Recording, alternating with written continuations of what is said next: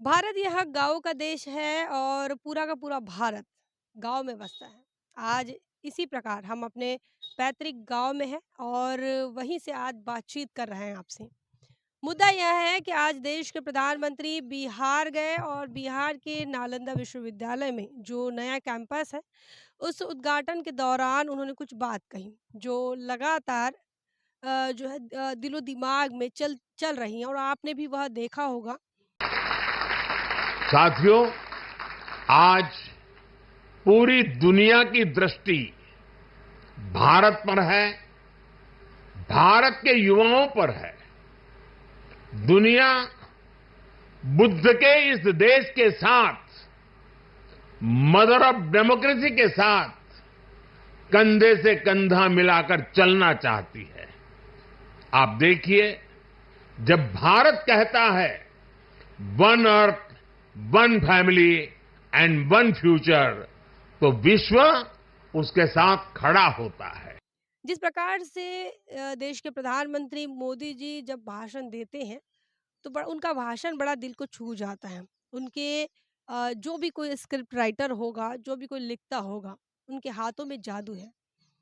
उन्होंने कहा कि नालंदा यह जो शब्द है, यह शब्द नहीं मंत्र है। उन्होंने ये कहा कि यह देश बुद्ध का देश है। किताबों को आप जला सकते हैं, लेकिन ज्ञान को नहीं जला सकते। यह बातें सुनने में बड़ी ही खूबसूरत और बड़ी अच्छी लग रही थी। इसी के साथ-साथ उन्होंने जब नालंदा का ज़िक्र किया, नालंदा जब ध्वस्त हुआ, तो वो इतिहास भी आँखों के सामने आता है। साथियों, पूरा देश जानता है कि नालंदा को किसने बर्बाद किया। मनुवादी आक्रांताओं के माध्यम से यह नालंदा बर्बाद हुआ। उन्हीं ने बुद्ध के इस ज्ञान के जो ज्ञान के साम्राज्य को खराब किया, बर्बाद किया, जलाया और नष्ट कर दिया।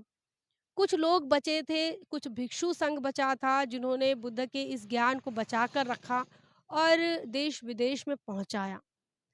बावजूद इसके आज जिस प्रकार से बात कर रहे हैं प्रधानमंत्री मोदी, जैसे कि वो जानते ही नहीं कि नालंदा को बर्बाद करने वाले लोग कौन थे, किसने बुद्धिज़्म को नष्ट करने के लिए काम किया और शायद वो जानकर भी अनजान बन रहे होंगे, ये तमाम बातें हैं।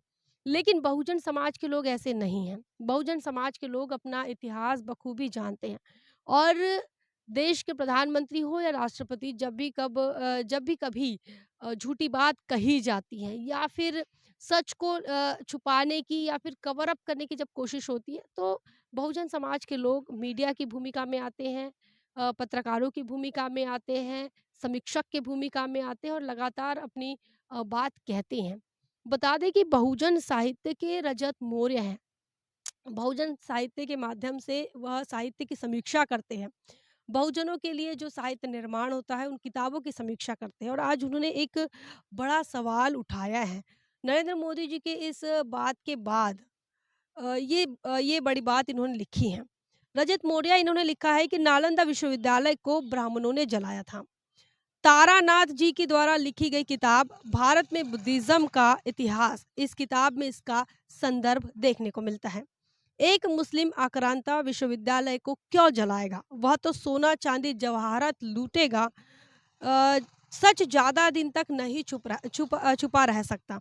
तो देखिए रजत मौर्य इन्होंने साफ-साफ कह दिया और उन्होंने ये बताया कि जब मुस्लिम आक्रांताओं पर आज की तारीख में आरएसएस के माध्यम से प्रोपेगेंडा चलाया जाता है कि मुस्लिम आक्रांताओं ने नालंदा विश्वविद्यालय को जलाया, ये आरोप लगाए जाते हैं। तो ऐसे में उन्होंने रजत मौर्य इन्होंने कहा कि वो लूटने के लिए आए थे और वह लूट कर ले जाते थे।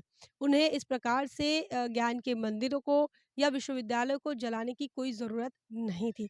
विश्वविद्यालय को उन्होंने आग लगाई, जिन लोगों को यह लगता था कि यह ज्ञान इस देश के बहुजनों के लिए बहुजनों के लिए यह विद्रोह के काम आ सकता है, उन लोगों ने इस विश्वविद्यालय को बर्बाद किया।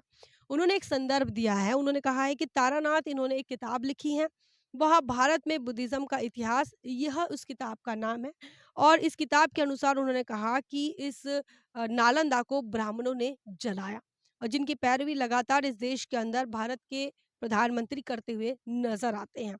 इसी के साथ-साथ आपको बता दें कि इतिहास के जाने-माने संशोधक प्रोफेसर डॉक्टर विलास खरात इन्होंने भी तगड़ा जवाब दिया है नरेंद्र मोदी जी को। उन्होंने कहा है कि मोदी जी, आपकी याददाश्त ज़रा कमज़ोर हो गई है। आपको याद दिला रहा है कि आपके ही आदेश से सोमनाथ मंदिर के नीचे क्या है, इसकी जाँच की गई थी। जीपीआर सर्वे रिपोर्ट में 3 मंजिला बुद्ध विहार का जिक्र है। उस जगह से ब्राह्मणों का कब्जा कब हटने वाला है? पहले ये बताइए, बाद में नालंदा पर बात करेंगे। और इतना ही नहीं, उन्होंने नालंदा पर बात करने के लिए मीडिया पर भी उन्हें बुलाया। उन्होंने कहा है कि आप मीडिया पर आइए, चर्चा करते हैं और आमने-सामने डिस्कशन करते हैं। ये प्रोफ़ेसर विलास खरात इन्होंने कह दिया है। तो इस प्रकार से जब झूठ फैलाया जाता है, फिर भले ही वह देश के प्रधानमंत्री ही क्यों ना हो और भी कोई अपने आप को बड़े मानते हो या फिर बड़े पदों पर हों। जब वो झूठ फैलाते हैं, तो बहुजन समाज के लोग सच को बताने के लिए, सच को दिखाने के लिए लगातार सामने आ रहे हैं। इतिहास के संशोधक रहे डॉक्टर विलास खरात, जो कि इतिहास के विद्यार्थी भी हैं। उन्होंने ये कहा है कि नालंदा विश्वविद्यालय को विदेशी आक्रांताओं ने नहीं, बल्कि ब्राह्मणों ने जलाया था। इसके सबूत हमारे पास मौजूद हैं। मोदी जी आज तक चैनल पर डिबेट करेंगे क्या? तो उन्होंने खुला चैलेंज भी दिया है। जिस प्रकार से देश के प्रधानमंत्री भाषण दे रहे हैं, उस भाषण के बाद अब बहुजन समाज के लोग लगातार सवाल ही नहीं बल्कि उन्हें चैलेंज भी कर रहे हैं, चुनौती दे रहे हैं और कह रहे हैं कि आज तक पर आइए, डिबेट करते हैं, क्योंकि हमारे पास इस बात के सबूत हैं कि नालंदा विश्वविद्यालय को ब्राह्मणों ने जलाया। इसी के साथ-साथ वरिष्ठ पत्रकार जो हैं दिलीप मंडल, इन्होंने भी एक अलग किस्म की बात कही। हालाँकि वह विश्वविद्यालय से जुड़ी हुई ही हैं। उन्होंने कहा है, अलीगढ़ और जामिया अगर मुस्लिम यूनिवर्सिटी हैं, तो नालंदा बौद्ध यूनिवर्सिटी क्यों नहीं? तो जब आप बुद्ध की तारीफ़ करते हैं, देश के बाहर जाते हैं, बुद्ध का नाम लेते हैं, उनका ज़िक्र करते हैं, इतना ही नहीं आप ये कहते हैं कि आप बुद्ध के देश से हैं, तो फिर बौद्धों के नाम पर यह यूनिवर्सिटी क्यों नहीं कर देते? ये बड़ा सवाल प्रोफ़ेसर दिलीप मंडल इन्होंने किया है। भारत सरकार और बिहार सरकार से मेरा ये मासूम सा सवाल है। पहले 2 का अतीत इस्लाम से तो तीसरे का बौद्ध धर्म से जुड़ा है। तीनों यूनिवर्सिटी सरकार के कानून से बनी हैं। तीनों का वेतन समेत पूरा खर्च सरकार उठाती है। फिर पहली 2 यूनिवर्सिटी को माइनॉरिटीज़ होने की सुविधा है और दूसरे को क्यों नहीं? दूसरे के साथ भेदभाव क्यों? इस आधार पर जो नालंदा विश्वविद्यालय है उसे बौद्धों की क्यों नहीं बनाई जा रही? क्या कांग्रेस की तुष्टीकरण की नीति को बीजेपी जारी रखना चाहती है, या तो सरकारी पैसे से चलने वाले सभी धार्मिक यूनिवर्सिटी पर सरकारी बने, या और वहाँ संविधान लागू हो, या फिर नालंदा को बौद्धों को दे दिया जाए, जहाँ पर वह पूरा पैसा सरकार से ले और नियम अपने चलाए। तो ये एक सवाल उन्होंने पूछा है कि जिस प्रकार से देश के अंदर जामिया मिलिया विश्वविद्यालय हैं, अलीगढ़ मुस्लिम विश्वविद्यालय हैं और यह सरकारी पैसे से चलती है, लेकिन यह स्पेशल विश्वविद्यालय है जहाँ पर माइनॉरिटीज़ के लिए ज़्यादा सुविधाएँ हैं। और इसी तर्ज पर उनका यह कहना है कि जब यह सरकारी यूनिवर्सिटीज़ होकर भी माइनॉरिटीज़ के लिए विशेष तौर पर बनाई गई हैं, तो ऐसे में बौद्धों के लिए विशेष तौर पर नालंदा क्यों नहीं? चूँकि यह नालंदा बौद्धों की विरासत है, बौद्धों का विश्वविद्यालय है और तमाम लोग जानते हैं कि यहाँ देश-विदेश से लोग जो पढ़ने आते थे, वहाँ बुद्धिस्ट राजाओं के, बुद्धिस्ट महाराजाओं के दौरान की बात है। बुद्ध के ज्ञान को अर्जित करने के लिए लोग देश-विदेश से जो है वो भारत के अंदर आते थे। तो ये ऐसे बड़े-बड़े सवाल जो हैं, अब देश के प्रधानमंत्री इनको पूछा जा रहा है। देखिए जब भाजपा की पहली बार सरकार बनी थी 2014 में, उस समय सवाल पूछना थोड़ा मुश्किल सा हो रहा था।